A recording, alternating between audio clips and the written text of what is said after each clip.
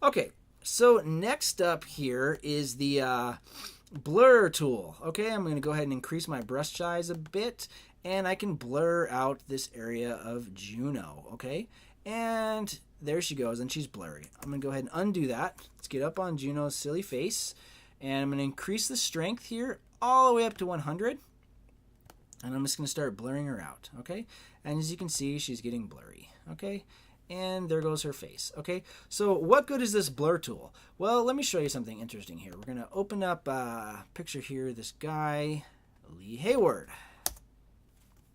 Okay, and so we'll get up on Lee Hayward's face.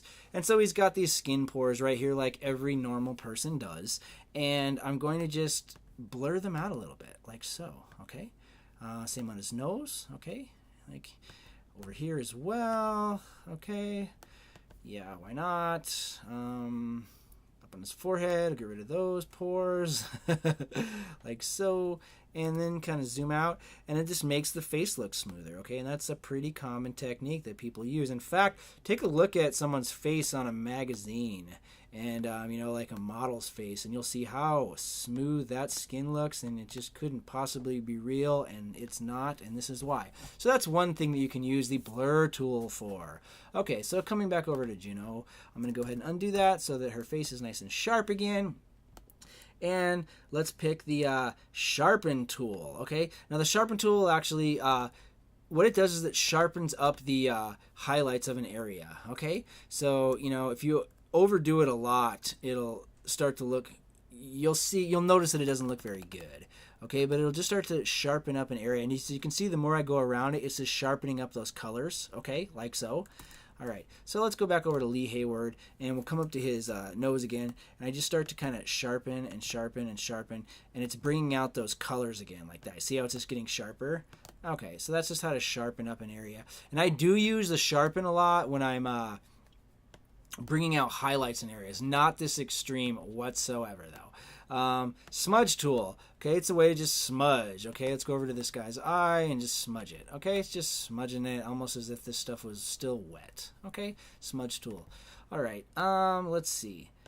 So the dodge tool. The dodge tool is actually going to bring out the highlights. Okay, so let's go back over to Juno and bring this brush down a bit. And if I go like that, it just kind of brings out her eyes and makes them brighter, okay? Like so, all right? I could make this thing brighter. This side's already really bright, you know, so I could actually start to brighten up this side some. I don't know why I'd want to do that, but it's just showing you how the tool works. Lots of applications here, of course. Burn tool will actually make things darker, okay? You can see her eyes are getting darker. I can actually make this side quite a bit darker. See that how it's like, even though she had light on her face, it's starting to blend in. And as I'll show you in a later tutorial in this series, you can, I'm going to undo some of these on Lee Hayward here.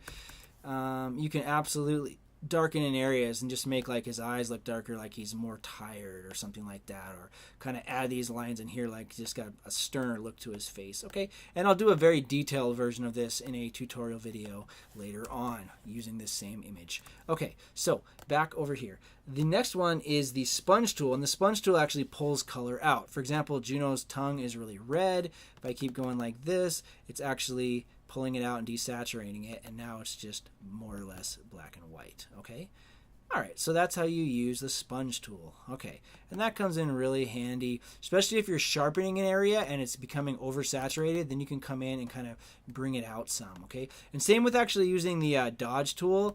If something gets really, really bright and you overdo it, you can actually use a sponge and sponge a little bit of that color.